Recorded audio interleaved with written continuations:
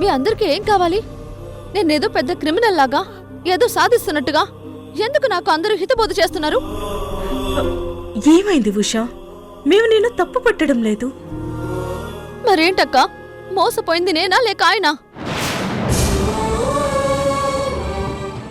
ద్రోహం జరిగింది నాకా లేక మీ అన్నయ్యకా?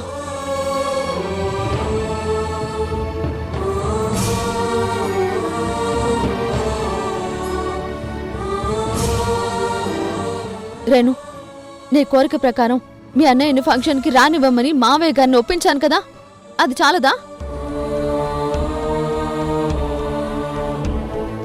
ఇంతకన్నా నా నుంచి మీరు ఏం ఎక్స్పెక్ట్ చేస్తున్నారు? ఇక నుంచి నా దగ్గరకొచ్చి ఆయన గురించి మాట్లాడకండి. ఆయన ఫోన్ ఎత్తాలా వద్దా అనేది నా ఇష్టం. ఆయన్ని నమ్మినందుకు నా జీవితాన్ని నేను ముక్కలు చేసుకుని బతుకుతున్నాను. నన్ను ఇలా వదిలిపెట్టండి.